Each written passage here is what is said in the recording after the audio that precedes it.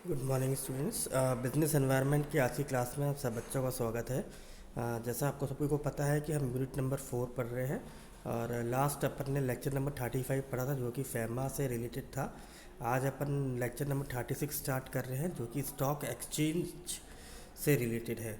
तो चलिए स्टार्ट करते हैं। सबसे पहले समझते हैं कि स्टॉक एक्सचेंज होता क्या है। तो स्टॉक एक्सचेंज क्या है? वो एक्सचेंज है जहाँ या फिर इसको हम स्टॉक मार्केट कह सकते हैं, जहाँ पर स्टॉक ब्रोकर्स हैं और ट्रेडर्स हैं जो कि शेयर्स और इक्विटीज़ को क्या करते हैं, सेल करते हैं, परचेज करते हैं।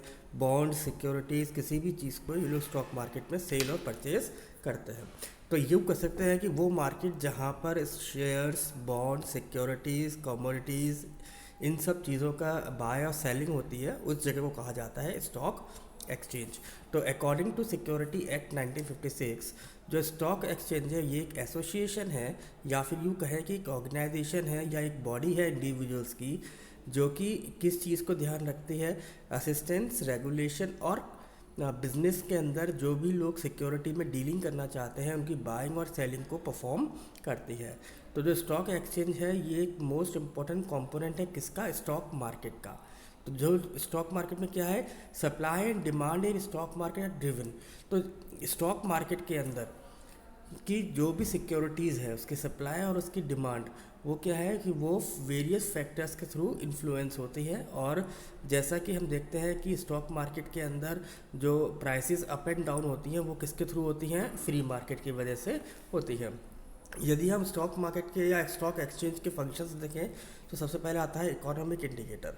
तो जो स्टॉक एक्सचेंज है ये एक रिलायबल इंडिकेटर है किस चीज़ को मेज़र करने के लिए, किसी भी कंट्री की इकोनॉमिक कंडीशन को मेज़र करने के लिए ये एक इंडिकेटर का काम करता है कि यदि मान लीजिए इसके अंदर कोई चेंज आता है या कंट्री में कोई चेंज आता है या इकोनॉमी में कोई चेंज आता है तो उसका सीधे सीधा इम्पैक्ट किस पर दिखाई देता है, स्टॉक एक्सचेंज पर, या उस कंपनी के, उस मार्केट के अंदर जो कंपनीज़ हैं उस कंपनीज़ में उनकी प्राइसेस और शेयर्स पे इसका इम्पैक्ट नज़र आता है। तो जब भी आप देखेंगे कि कहीं कोई प्राइसेस, शेयर के प्राइसेस बढ़ रहे हैं या घट रहे हैं तो ये आपकी इकोनॉमी के बारे में बूम और रिसेशन इस चीज़ को प्रदर्शित करता है। अगर हम सेकंड बात करें फंक्शन की, प्राइसिंग ऑफ सिक्योरिटी, तो प्राइसिंग ऑफ सिक्योरिटी क्या कहती है, जो स्टॉक मार्केट है ये डिफरेंट सिक्योरिटीज़ की प्राइसेस को तय करने के लिए और उनकी डिमांड और सप्लाई इसको भी निर्धारित करने में काम करता है। तो जो सिक्योरिटी है वो प्रॉफिटेबल और ग्रोथ ओरिएंटेड कंपनीज जो भी हैं जिनकी वैल्यू हायर है और जिन कंपनीज़ की वैल्यू हायर होती है, जिनकी कंपनी के शेयर ज़्यादा होते हैं, उन सिक्योरिटीज़ की मार्केट में डिमांड ज़्यादा होती है। तो यहाँ पे जो सिक्योरिटीज़ या शेयर्स की वैल्यू कैलकुलेट की जाती है वो इन्वेस्टर्स, गवर्नमेंट और क्रेडिटर्स इनके लिए की जाती है। जो इन्वेस्टर्स हैं वो क्या करते हैं, वो पैसा इन्वेस्ट करते हैं कंपनीज़ के अंदर थ्रू परचेजिंग ऑफ शेयर्स, ये बॉन्ड्स एंड सिक्योरिटीज़। तो यहाँ पे जो क्रेडिटर्स हैं वो अपनी क्रेडिट और वर्थनेस को देखते हुए जो गवर्नमेंट है वो भी क्या करती है, इन सिक्योरिटीज़ पे डिफरेंट फीस और टैक्सेस चार्ज करती है। फिर देखते हैं हम कि safety of transaction. Stock market में क्या है कि सिर्फ लिस्टेड सिक्योरिटीज़ ही ट्रेड हो सकती है और जो स्टॉक एक्सचेंज की अथॉरिटीज़ हैं उसमें क्या है, कंपनीज़, जो भी कंपनीज़ लिस्टेड हैं वो सब के सब कहीं ना कहीं लिस्टेड, रजिस्टर्ड होनी चाहिए और इकोनॉमी या इकोनॉमी के पॉइंट ऑफ व्यू से काफ़ी स्ट्रॉन्ग कंपनीज उनको देखा जाता है। तो यदि हम कंपनी की बात करें तो यहाँ जो कंपनीज़ हैं जो लिस्टेड होती है ये आल्सो ऑपरेट करती हैं किसके अंदर, डिफरेंट रूल्स एंड रेगुलेशंस।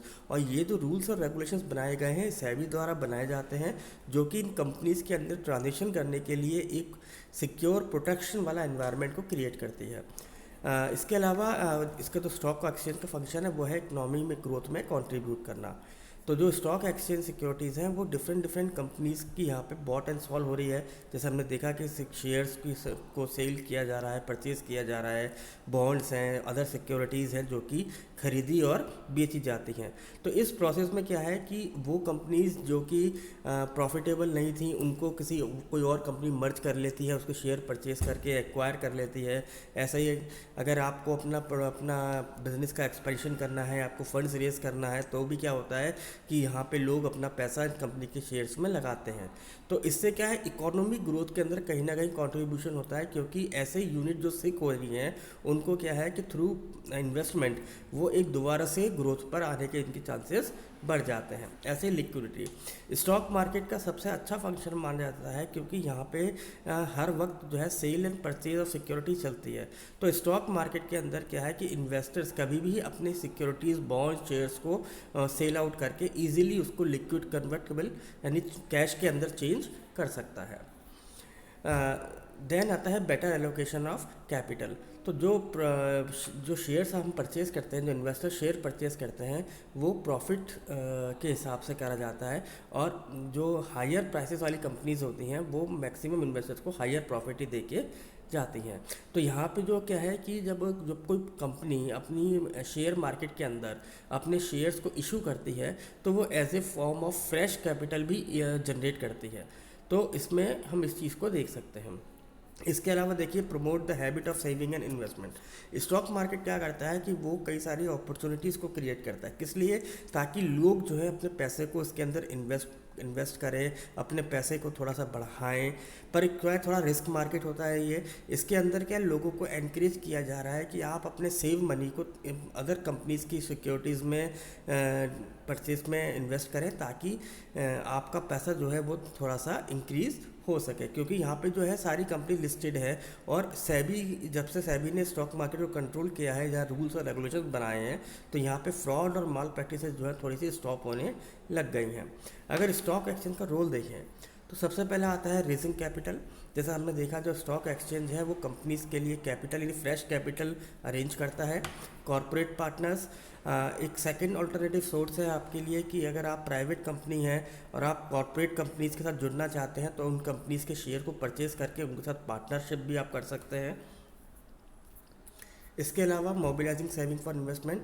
जब कोई पर्सन अपनी सेविंग को विड्रॉ करता है और इन्वेस्ट करता है शेयर्स के अंदर, तो कोई भी कंपनी अगर अपना मार्केट स्टॉक एक्सचेंज के अंदर शेयर इशू करना चाहती है, तो सबसे पहले उसको आईपीओ लाना होता है। आईपीओ क्या होता है? Initial public offering. तो यहाँ पे हम क्या देख रहे हैं कि यहाँ पे वो अपने सभी रिसोर्सेज को एलोकेशन को एलोकेट कर सकती है, फंड्स को इजीली एलोकेट कर सकती है, और उसको क्या है कि हम उसको कंज्यूम कर सकते हैं।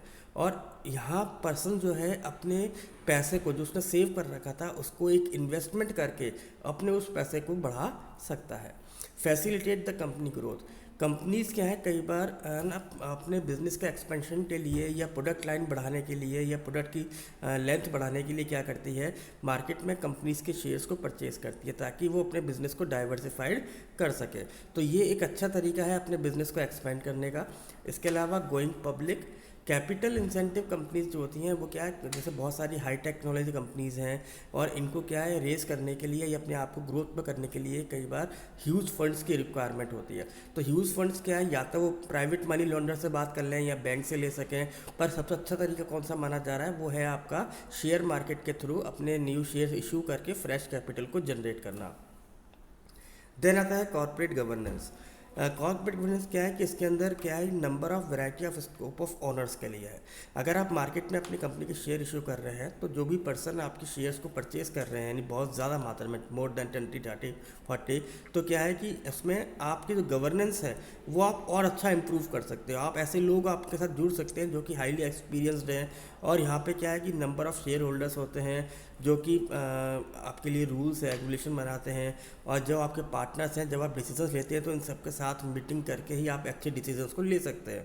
तो अगर इसमें देखा जाए कि जो पब्लिक कॉर्पोरेट कंपनीज होती हैं वो भी क्या है, पब्लिकली अपने शेयर्स को इशू करती हैं, तो वहाँ पे भी क्या है कि अच्छा कॉर्पोरेट गवर्नेंस हो सकता है, शेयर होल्डर्स सबकी सहमति से डिसीजंस लिए जाते हैं। तो क्विक डिसीजंस और अच्छे डिसीजंस जो कि पब्लिक और उस यूनिट उन दोनों के लिए सोच के रखे जा सकते हैं।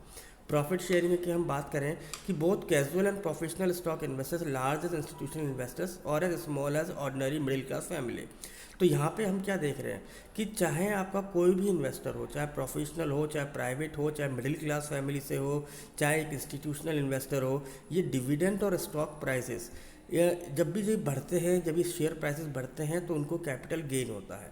तो कैपिटल गेन की किस्म क्या है कि ये प्रॉफिट बिजनेस के पॉइंट ऑफ व्यू से अच्छा है। तो यदि मान लीजिए कि अगर कोई कंपनी बिजनेस में लॉस में जा रही है, तो क्या कर सकती है, वो डिविडेंड इशू करके कैपिटल को गेन कर सकती है, और क्या कर सकती है, अपने शेयर होल्डर्स को पैसा दे सकती है। तो आई होप कि बच्चों आपको टॉपिक समझ में आया होगा। Thank you very much.